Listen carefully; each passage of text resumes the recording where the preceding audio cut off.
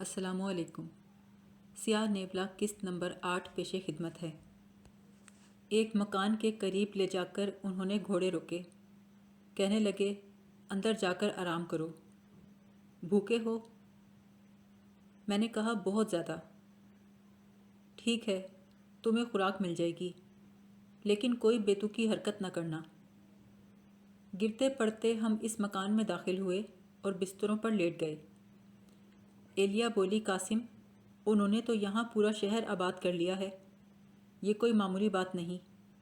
ویسے ان کا رویہ ہمارے ساتھ برا نہیں ہے، اگر یہ ہماری مدد کریں تو ہم یہاں سے نکل جائیں گے۔ پیل عجیب نگاہوں سے ہماری طرف دیکھ رہا تھا۔ میں نے کہا، مسٹر پیل، ابھی تک ناراض ہیں؟ کہنے لگا، تمہارے خیال میں میری ناراضگی کیا دور ہو سکتی ہے؟ ایک بار میں لندن پہنچ جاؤں، پھر بتاؤں گا کہ پیل کیا چیز ہے۔ میں نے کہا، لندن کا معاملہ لندن چل کر دیکھ لیں گے۔ ہمیں اپنی گفتگو کو روکنا پڑا کیونکہ 2 آدمی اندر آ گئے تھے۔ ان کے ہاتھ میں کھانے پینے کی اشیاء تھیں۔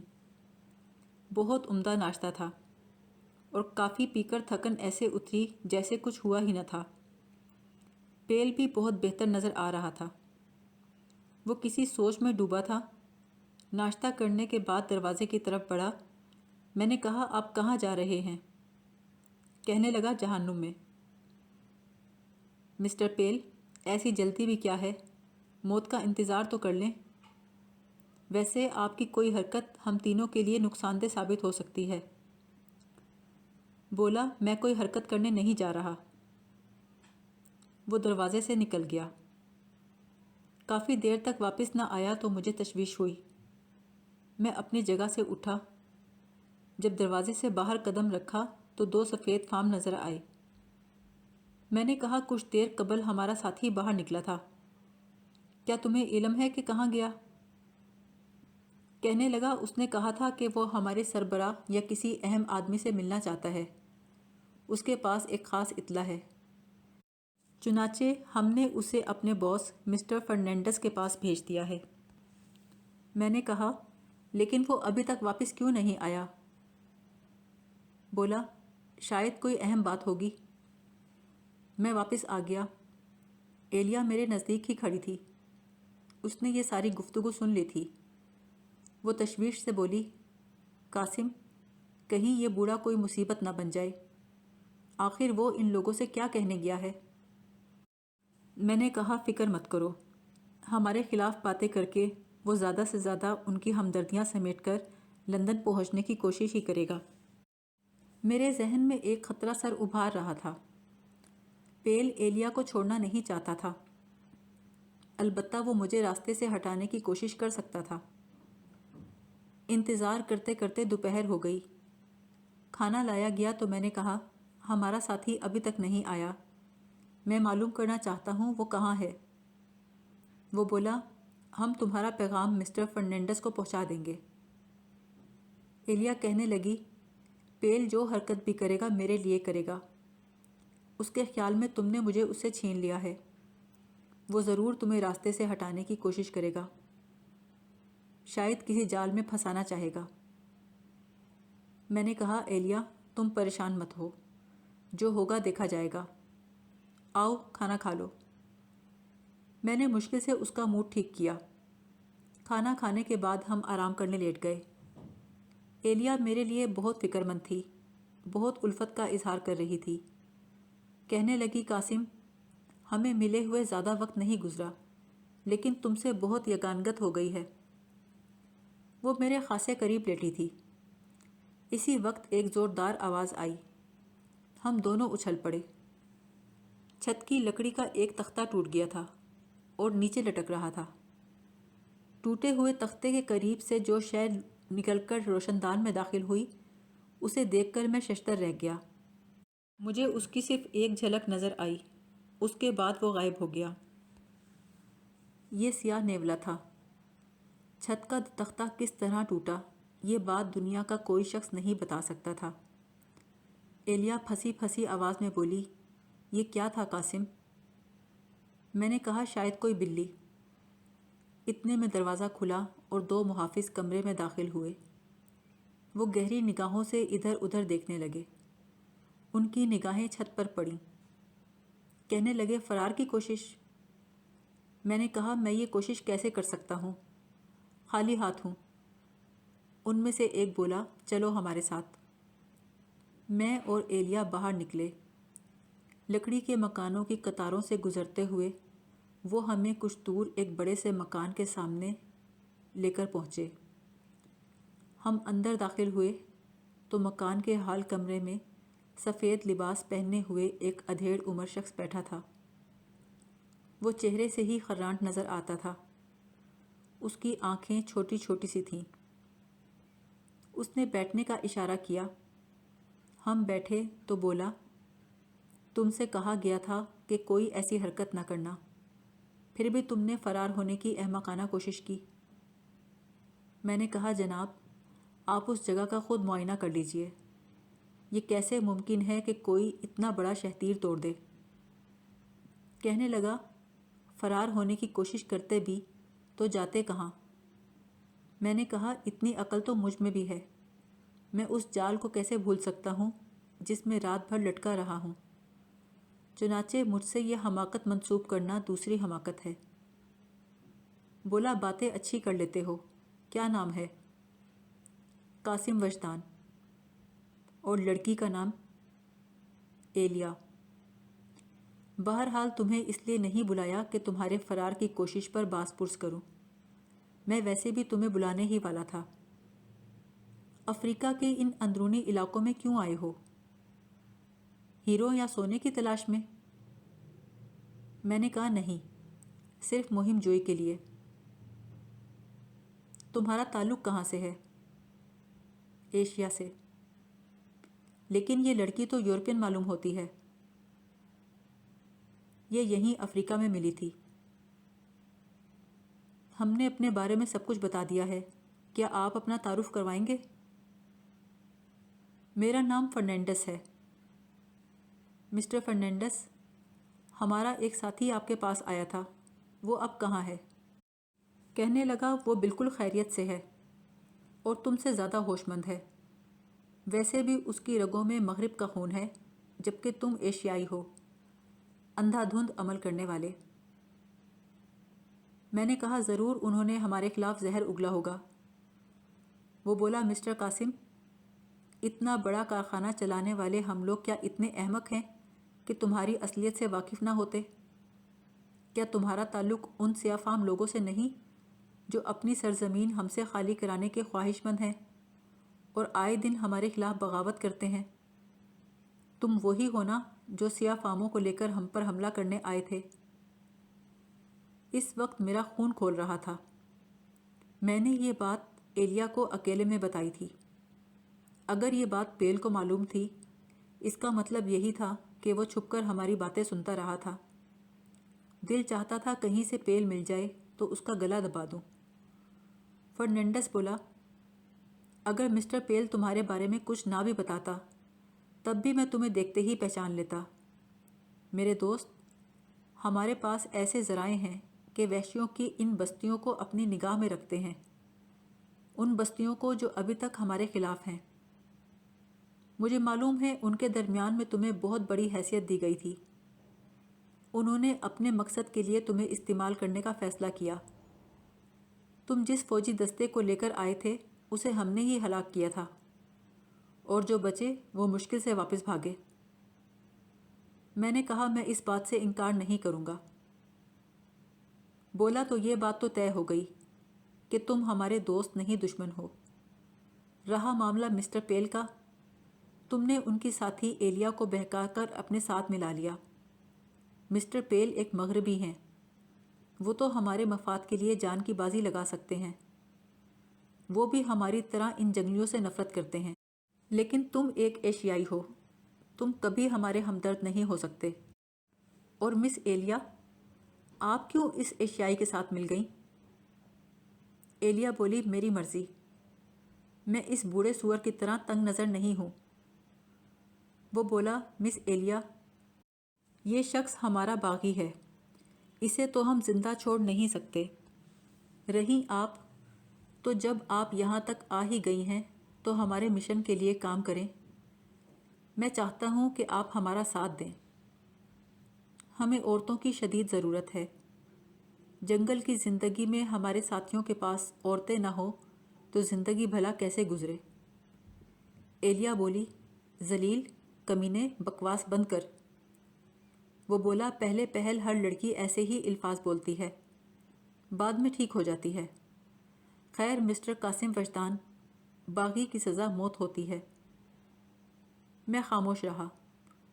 ان لوگوں کو یقین دلانے کی کوشش کرنا کہ میں ان کا مجرم نہیں بلکہ حالات کا شکار ایک شخص ہوں، بزدلی تھی۔ میں اس بزدلی کا مظاہرہ کرنا نہیں چاہتا تھا۔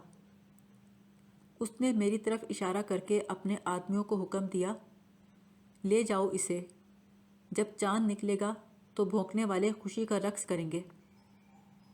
وہ مجھے بازو سے پکڑ کر لے جانے لگے۔ ایلیا میرے پیچھے آئی اور بولی، جو سزا قاسم کو دینی ہے مجھے بھی وہی دو۔ فرنینڈس کے آدمیوں نے اسے میرے پیچھے آنے سے روک لیا۔ آگے چلتے ہوئے مجھے آوازوں سے پتہ چل رہا تھا کہ ایلیا میرے پیچھے آنے کے لیے جدوجہد کر رہی ہے، لیکن وہ بیچاری میرے لیے کچھ نہیں کر سکتی تھی اور میں اس کی مدد کرنے میں بے بس تھا۔ وہ لوگ مجھے لے کر ایک پہاڑی غار تک پہنچے۔ غار تک جانے کے لیے ایک سرنگ سے گزرنا تھا۔ اس کے باہر آہنی سلاخوں والا ایک دروازہ تھا۔ مجھے اندر دھکیل کر دروازہ باہر سے بند کر دیا گیا۔ لوہے کی ان سلاخوں کو توڑنا میرے لیے ناممکن تھا۔ جس جگہ یہ غار واقع تھا وہ ایک پیالہ نما جگہ تھی۔ اس کے چاروں اطراف پہاڑی چٹانیں تھیں۔ میں سخت پریشانی کا شکار تھا۔ پیل نے میرے ساتھ بہت برا کیا تھا۔ میرا خیال تھا کہ فرنینڈس نے مجھے نہیں پہچانا ہوگا، کیونکہ جب ہمیں جال سے نکال کر مکان میں رکھا گیا تھا تب ان کا انداز اتنا برا نہیں تھا۔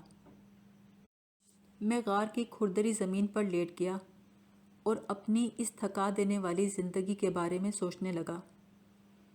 اب تک جو کچھ ہوا تھا اس میں کہیں کوئی دلچسپی اور دلکشی نہیں تھی۔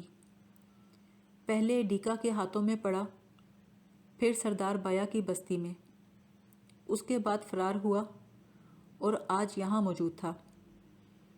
گزرے وقت کو یاد کرنا بے سود تھا۔ جو پراسرار واقعات پیش آئے ان کے بارے میں سوچنا خود کو تھکانے کے مترادف تھا۔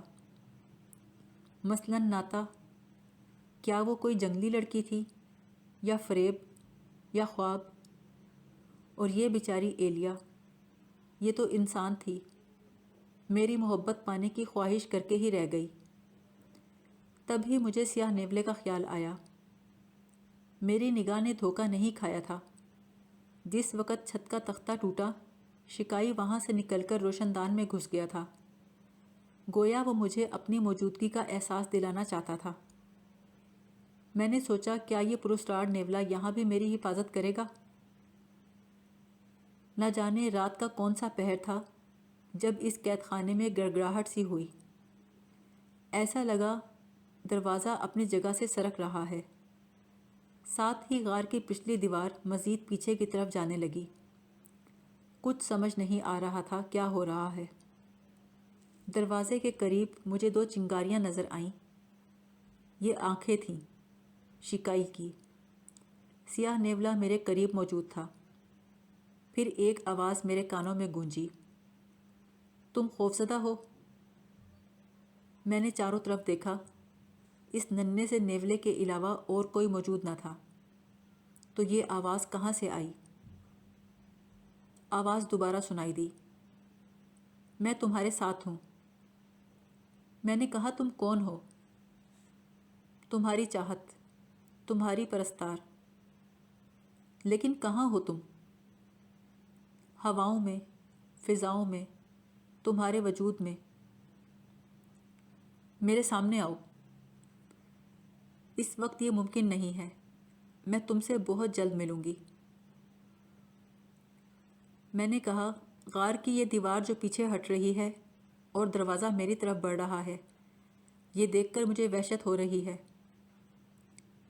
وہ آواز بولی، جو ہو رہا ہے ہونے دو، مجھ پر بھروسہ رکھو، تم میرے محبوب ہو، میں تمہیں چاہتی ہوں، جہاں جاؤ گے میں تمہارے ساتھ رہوں گی، لیکن تمہیں ایک وعدہ کرنا ہوگا۔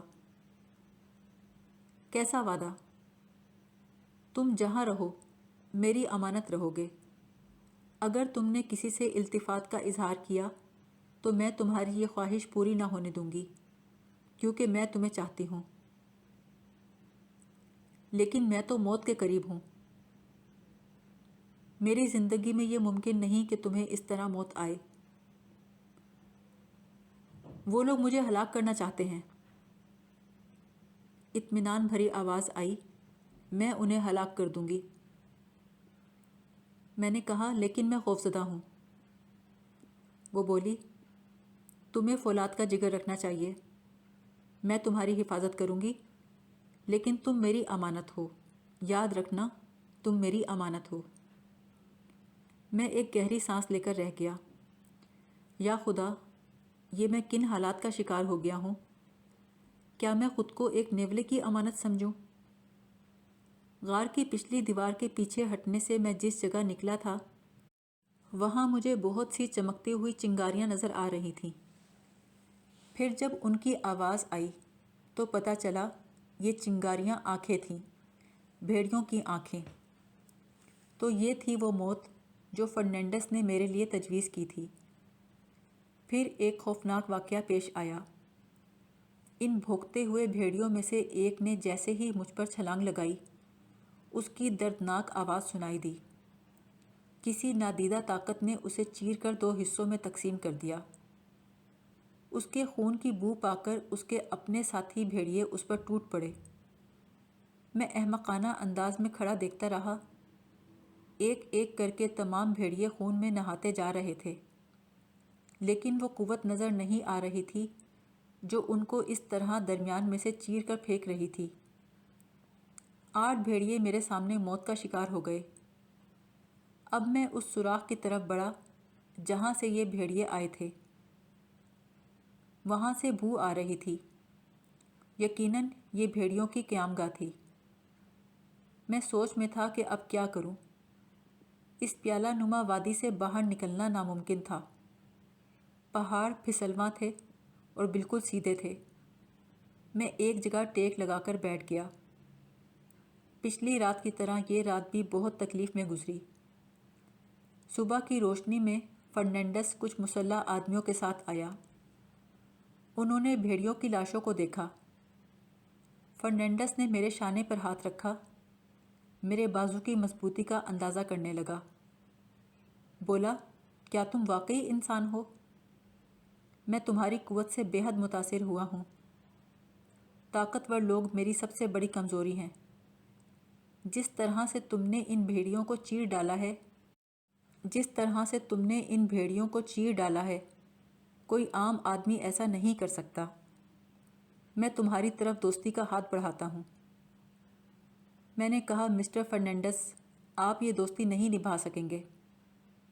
کہنے لگا، مجھے اتنا بے حیثیت مت سمجھو، میں بہت اختیارات کا مالک ہوں۔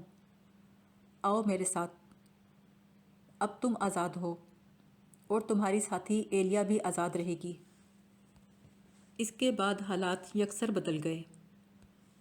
جلد ہی فرنینڈس نے میرے لیے بہترین سہولتیں فراہم کر دیں۔ مجھے نئے کپڑے مہیا کیے گئے۔ نہا دھو کر میں کھانے کے لیے بیٹھا تو فرنینڈس میرے ساتھ موجود تھا۔ کہنے لگا، تمہیں میری تبدیلی سے حیرت ہوئی ہوگی، لیکن میں اسی قسم کا آدمی ہوں۔ طاقت میری کمزوری ہے۔ دنیا کے نامی گرامی پہلوان میرے آئیڈیل ہیں۔ میں نے کہا، مسٹر فرنینڈس، کیا تمہیں یہ معلوم ہے کہ میں سیاہ فاموں کا ساتھی کس طرح بنا؟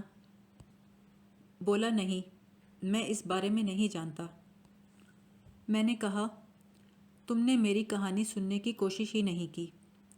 اگر سن لیتے تو شاید مجھے مجرم نہ گردانتے۔ مجھے افسوس ہے قاسم کہ میں نے تمہاری کہانی پہلے نہیں سنی، لیکن خیر، اب یہ کہانی میرے مشن میں معاون ثابت ہوگی۔